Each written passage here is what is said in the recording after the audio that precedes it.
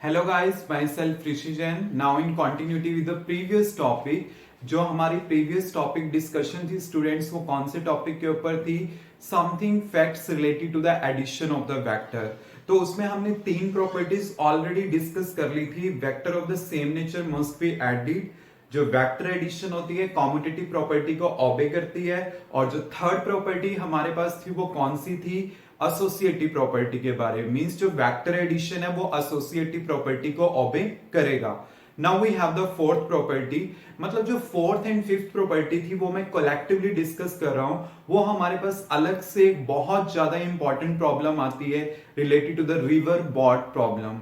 River boat problem हमने discuss करनी है, तो उसमें हमारे पास दो ये केसेस बन जाते हैं जिसमें से मैं वन बाय वन डिस्कस कर रहा हूं। तो उसमें जो फर्स्ट केस है या फोर्थ प्रॉपर्टी कह लूं related to the addition of the vector, वो आपके पास क्या है? When a boat tends to cross the river along the shortest path. मतलब क्या है कि एक बॉट है, रिवर में चल रही है, एंड देन क्या करना है, उसने उस रिवर को क्रॉस करना है along the shortest path. We have to discuss it. Clear? तो इस टाइप की प्रॉब्लम हमने डिस्कस करनी है। तो एक तो है कि हमने शॉर्टेस्ट पाथ के अलोंग मूव करना है, और एक क्या है कि हमने शॉर्टेस्ट टाइम में ट्रेवल करना है। वो नेक्स्ट प्रॉब्लम है। तो देखिए इसमें हमने क्या डिस्कशन करनी है। जैसे मैंने यहां पे कंसीडर किया, ये मैंने रिवर सेक्शन कंसीडर किया। Clear? This one is river,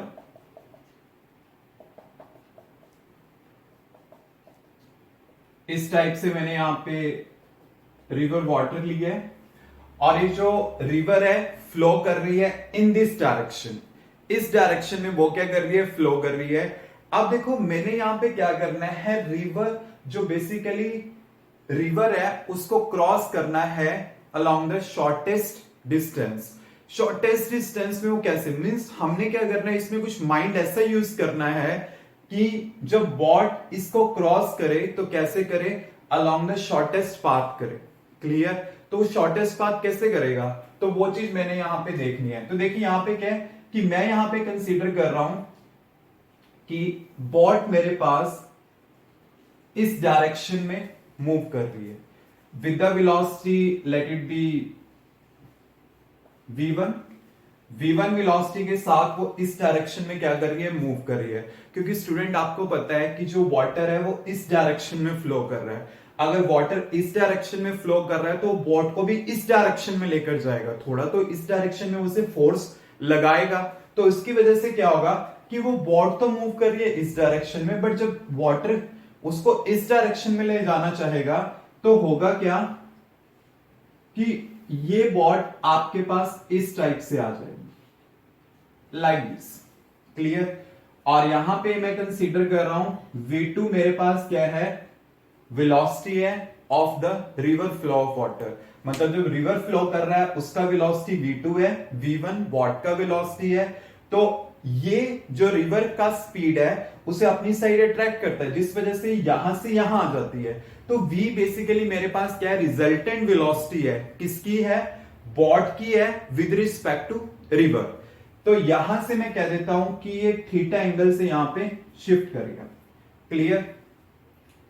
तो यहां से मैं ये पैरेललोग्राम सेक्शन कंप्लीट कर लेता हूं। ये v2 है, ये आपके पास v1 है। अब पैरेललोग्राम में क्या होती है? अपोजिट साइड सेम होती हैं। तो ये अगर v2 है तो आपके पास ये भी क्या होगा? v2 ही होगा। क्लियर? और स्टूडेंट यहां से लेकर यहां तक का जो डिस्टेंस है वो मैंने कंसीडर किया है, let it be s। Clear? अब स्टूडेंट हमने क्या करना है, यहां पे कुछ पैरामीटर फाइंड आउट करने हैं। वो देखिए मैं कैसे फाइंड आउट करता हूं। एक तो मैंने फाइंड आउट करना है कि यहां पे कितना एंगल बेसिकली इंक्लाइंड है, कि कितने एंगल से यहां पे शिफ्टिंग हुई है। अब देखिए जो मेरे पास नॉन पैरामीटर है वो उसी की टर्म्स में क्या करूंगा? एंगल को फाइंड आउट करूंगा। अब देखिए आपके पास क्या है? v तो इनका रिजल्टेंट आया, वो मुझे नहीं पता होगा, बट बॉट कितनी वेलोसिटी के साथ फ्लो कर रही है, रिवर कितनी स्पीड के साथ फ्लो कर रही है, तो ये चीजें मुझे पता होंगी। तो बेसिकली v1 और v2 मेरे पास नोन है। तो अगर आप देखो ये मेरे पास एक राइट एंगल ट्रायंगल है, ये एंगल मेरे पास 90 डिग्री का है, तो ये बेस हो गया, ये परपेंडिकुलर हो गया, और ये क्या हो गया? मेरे पास हाइपोटेन्यूज हो गया।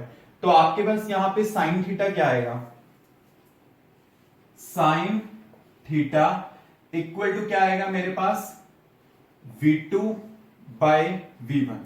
क्योंकि देखो हमने बेसिकली ये चीज फाइंड आउट करनी है, ये एंगल फाइंड आउट करना है कि जो मुझे पता हो पैरामीटर उसकी टर्म्स में। जैसे V1 और V2 मुझे पता है, तो V2 बाय V1 क्या आ जाएगा, साइन थीटा आ जाएगा, या फिर कॉसिकेंट थीटा फाइंड आउट कर लूं। बट आपको मैंने बताया ऑलवेज कि हमने नेचुरल एंगल फाइंड आउट करने हैं। साइन कॉस टेन ये मेरे पास नेचुरल एंगल है, तो इसकी टर्म्स में मेरे पास क्या आ गया, V2 बाय V1। तो यहां पे साइन थीटा आ गया। क्लियर। अब रिजल्टेंट वेलोसिटी V मैंने फाइंड आउट करनी है कि कितनी होगी। V कैसे होगा आपके पास, बाय द पाइथागोरस आ जाएगा। तो V इक्वल टू क्या आएगा, अंडर द रूट, ये हाइपोटेन्यूज है, ये परपेंडिकुलर है, तो आपके पास क्या आएगा, V1 square minus V2 square, ये आपके पास क्या आ जाएगा, V आ जाएगा। अब देखिए, अब मैंने फाइंड आउट करना है कितने टाइम में ये जो बॉट है इस रिवर को क्रॉस करेगी, कितने टाइम में क्रॉस करेगी। टाइम इक्वल टू क्या होता है, डिस्प्लेसमेंट पर यूनिट वेलोसिटी। तो यहां से यहां तक उसकी डिस्प्लेसमेंट कितनी है, s, और उसके लिए वेलोसिटी कितनी है मेरे पास, v है, तो s बाई v मेरे पास आ गया। अब v का वैल्यू मुझे पता है, तो क्या आ जाएगा, v1 square minus v2 square. इस टाइप से हमने करना है। स्टूडेंट कभी भी इन फार्मूला की क्रैमिंग मत करना, जस्ट एट अ टाइम जो सिचुएशन न्यूमेरिकल प्रॉब्लम में दे रखी हो उसके अकॉर्डिंगली अपने फार्मूलेशन प्रिपेयर करना।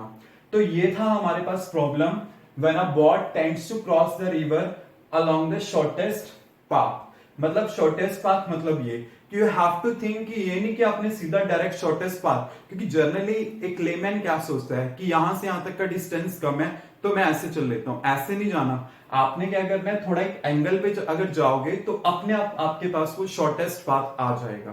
तो वो बेसिकली रिजल्टेंट पाथ होगा जो मैंने यहाँ पे फाइंड आउट किया है। एक तो साइन थीटा, एक रिजल्टेंट वेलोसिटी और एक टाइम। टाइम बेसिकली इससे लिंक करता हुआ कि कितने टाइम में बॉट इसको क्या करेगी, क्रॉस करेगी।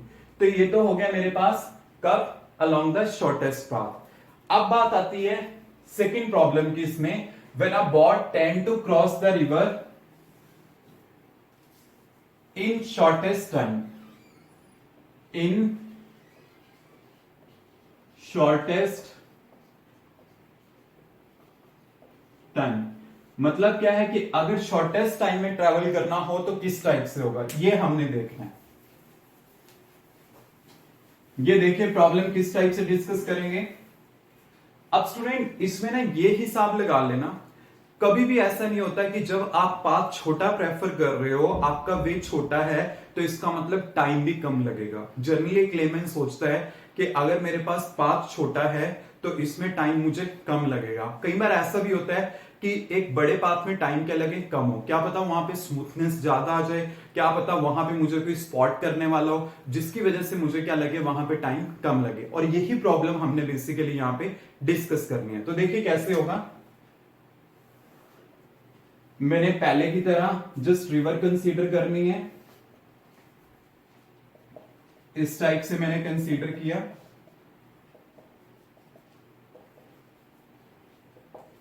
Same as before. अब देखिए आपको पता है कि जो वाटर है बेसिकली वो इस डायरेक्शन में फ्लो कर रहा है, तो अगर इस डायरेक्शन में फ्लो कर रहा है तो बोट को भी इसी डायरेक्शन में ले जाना चाहेगा। तो यहां पे बेसिकली क्या है कि मैं ये कंसीडर कर रहा हूं इस टाइप से, लाइक दिस। ये मेरे पास क्या है, वेलोसिटी ऑफ वाटर। क्लियर। और जो आपके पास रिवर फ्लो कर रही है वो इस डायरेक्शन में कर रही है। क्लियर। अब देखिए जब वॉट इस डायरेक्शन में मूव कर रही है और आपको पता है रिवर इस डायरेक्शन में फ्लो कर रही है, तो होगा क्या कि ये इसके ऊपर फोर्स लगाएगी कि ये इस साइड शिफ्ट कर जाए, मतलब ये इस टाइप से मूव करेगा। क्लियर। तो ये इसका क्या आ गया, रिजल्टेंट वेलोसिटी आ गया। आई नो ये वाला पाथ इससे बड़ा है, बट इसके अलोंग टाइम क्या लगेगा, कंपैरेटिवली कम लगेगा। ये हमने प्रॉब्लम डिस्कस करनी थी। ये थीटा एंगल से मूव कर रही है, ये आपके पास 90 डिग्री हो गया। तो यहां पे स्टूडेंट ये हमारे पास जस्ट एक रेक्टेंगल कंप्लीट हो गया। अगर ये V2 है तो आपके पास ये भी क्या होगा, V2 होगा, और यहां से यहां तक का जो डिस्टेंस है वो मैं ले लेता हूं S, let it be A B C D, और ये डिस्टेंस मैंने लिया है X क्योंकि मुझे इसकी हेल्प चाहिए होगी। क्लियर? वो मैं बाद में बताऊंगा कैसे, बट अभी अगर आप ना भी कंसीडर करो तो चलेगा। अब देखिए मेरे लिए आपको पता ही है जस्ट सेम एज बिफोर कि V1 और V2 मेरे लिए नॉन पैरामीटर है, तो उन्हीं की टर्म से मैं क्या करूंगा, एंगल को फाइंड आउट करूंगा। तो ये परपेंडिकुलर है, ये बेस है और ये हाइपोटेन्यूज है, तो उसके हिसाब से क्या आएगा, V2 बाई V1 आएगा आपके पास। तो यहां पे आपके पास tan थीटा का वैल्यू क्या होगा, V2 बाई V1 आएगा। क्लियर? बिकॉज या तो कॉट आता या tan आता, बट नेचुरल एंगल की टर्म में क्या आएगा, tan ही फाइंड आउट होगा, तो आपके पास ये आ गया। क्लियर? अब देखिए v फाइंड आउट करना है कि रिजल्टेंट वेलोसिटी कितनी होगी, तो वो कैसे होगा, इन दोनों की टर्म्स में। तो आप इस पे क्या अप्लाई करोगे, पाइथागोरस अप्लाई करोगे। तो ये हाइपोटेन्यूज है, ये परपेंडिकुलर है, ये बेस है, तो v का वैल्यू क्या आ जाएगा, v equal to v1 square plus v2 square, मेरे पास ये चीज आ जाएगी। क्लियर? अब मैंने फाइंड आउट करना है टाइम। टाइम इक्वल टू क्या होता है, डिस्प्लेसमेंट पर यूनिट वेलोसिटी। अब यहां से यहां तक टाइम बेसिकली कितना लगा, यहां से यहां तक डिस्प्लेसमेंट कितनी है, AC, तो मैंने यहां पे लिख दिया AC divide by displacement per unit velocity, velocity कितनी है V। अब ये डिस्प्लेसमेंट AC कितनी होगी in the terms of the displacement, आपके पास क्या आ जाएगा, under the root S square plus x square, क्योंकि देखो ये वाला डिस्टेंस मुझे स्ट्रेट पता होगा, ये भी पता होगा, तो मैं क्या करूंगा, इसकी टर्म्स से मैंने फाइंड आउट कर लिया। एंड वेलोसिटी, वेलोसिटी कितनी होगी आपके पास, v का वैल्यू ये है, ये मेरे पास आ गया। क्योंकि स्टूडेंट हम हमेशा ये चीज ट्राई करते हैं कि मेरे पास जो आंसर आए वो नॉन पैरामीटर में आए। आई थिंक फर्स्ट जब आप करोगे आपको थोड़ा इजी लगे, बट जब सेकंड टर्म्स पे आओगे देन आपको टिपिकल लगेगा, और ये प्रॉब्लम इतना इजी वे में नहीं होने वाला है जितना स्मूथली वे में मैंने इसको सॉल्व कर दिया। You have to practise it. Clear? आपको ये प्रॉब्लम बेसिकली अंडरस्टैंड करना पड़ेगा कि प्रॉब्लम है क्या, कि एक तो क्या कि आपने उसे शॉर्टेस्ट डिस्टेंस के अलोंग फाइंड आउट करना है, और एक क्या शॉर्टेस्ट टाइम में आपने फाइंड आउट करना है। तो वही चीज मैंने यहां पे ली है कि V1 V2 मेरे लिए नॉन होंगे, क्योंकि रिवर किस स्पीड से जा रही है, वेलोसिटी ऑफ बॉट क्या होगी, ये सारे पैरामीटर मुझे पता होंगे, यहां से यहां तक का स्ट्रेट डिस्टेंस, और ये तभी मैंने इसको यहां पे ये लिया है। क्योंकि हमेशा हम क्या करते हैं, कोई भी डेरिवेशन करते हैं तो अपना फार्मूला जो हम फाइंड आउट करते हैं हमेशा नॉन पैरामीटर में करते हैं। तो मैंने वही ट्राई करी है कि मेरे पास आंसर जो आए वो नॉन पैरामीटर में आए, तो वही मैंने यहाँ पे क्या किया है, कन्वर्जन करी है। तो ये दो प्रॉब्लम थी, and this is very very important from examination point of view. पहले आपने इसको अच्छे से अंडरस्टैंड करना है, then we will come to the numerical problem related to it. Clear? Any doubt students?